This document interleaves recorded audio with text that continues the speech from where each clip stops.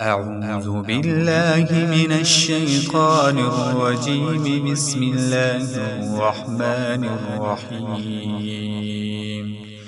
يسألونك عن الأهلة قل هي مواقيت للناس والحج وليس البر بأن تأتوا البيوت من ظهورها ولكن البر من اتقى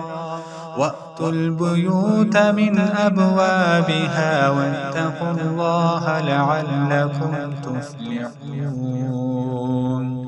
وقاتلوا في سبيل الله الذين يقاتلونكم ولا تعتدوا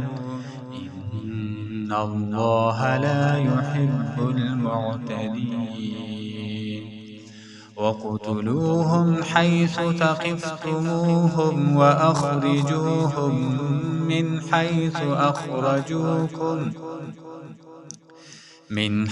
أخرجوكم والفتنة أشد من القتل ولا تقاتلوهم عند المسجد الحرام حتى يقاتلوكم فيه فإن قاتلوكم فاقتلوهم كذلك جزاء الكافرين. فإن انتهوا فإن الله غفور رحيم. وقاتلوهم حتى لا تكون فتنة ويكون الدين لله. فإن انتهوا فلا عدوان إلا على الظالمين. الشهر الحرام بالشهر الحرام والحرمات قصاص فمن اعتدى عليكم فاعتدوا عليه بمثل ما اعتدى عليكم واتقوا الله واعلموا أن الله مع المتقين.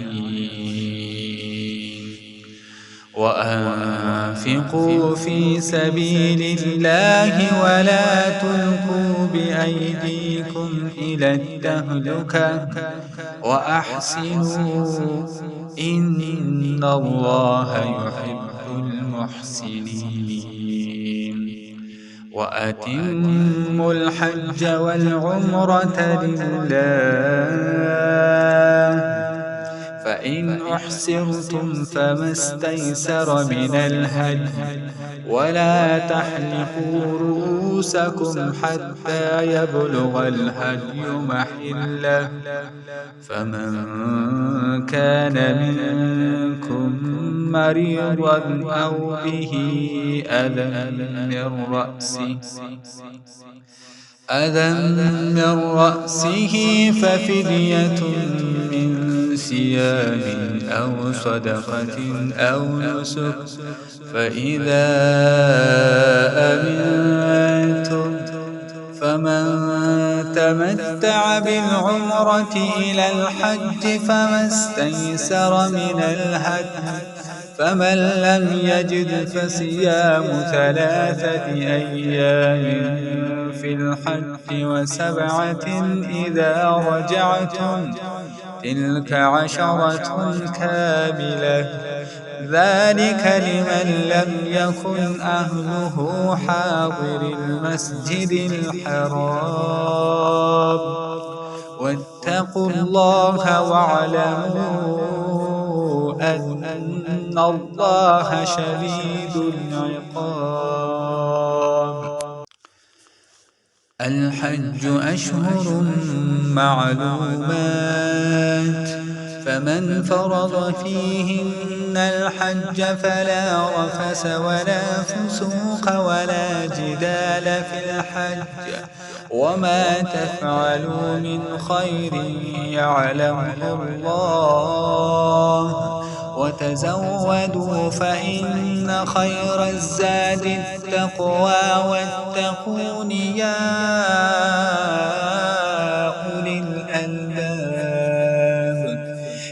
ليس عليكم جناح أن تبتغوا فضلا من ربكم فإذا أفضتم من عرفات فاذكروا الله عند المشعر الحرام واذكروه كما هداكم وإن كنتم من قبله لمن الضالين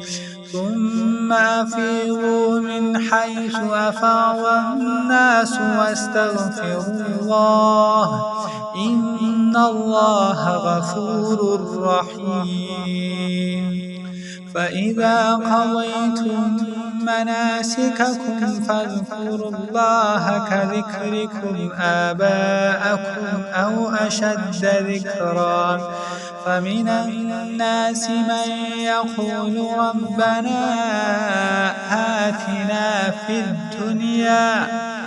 آتنا في الدنيا وما له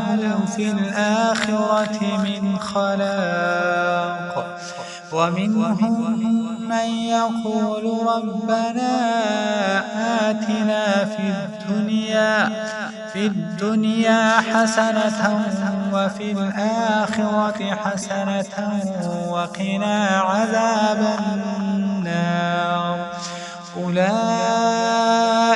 لهم نصيب مما كسبوا والله سريع الحساب واذكروا الله في أيام معدودات فمن تعجل في يومين فلا إثم عليه ومن تأخر فلا إثم عليه لمن اتقى واتقوا الله واعلموا أنكم إليه تحشرون ومن الناس من يعجبك قوله في الحياة الدنيا ويشهد الله على ما في قلبه وهو ألد الخصام وإذا تولى سعى في الأرض ليفسد فيها ويهلك الحرث والنسل والله لا يحب الفساد وإذا قيل له اتق الله أخذته العزة بالإثم فحسبه جهنم ولبئس المهاد ومن الناس من يشري نفسه ابتغاء مرضات الله والله رؤوف بالعباد يا أيها الذين آمنوا ادخلوا في السلم كافة ولا تتبعوا خطوات الشيطان إنه لكم عدو مبين فإن زللتم من بعد ما جاءتكم البينات فاعلموا أن الله عزيز حكيم هل ينظرون إلا أن يأتيهم الله في ظلل من الغمام والملائكة وقضي الأمر وإلى الله ترجع الأمور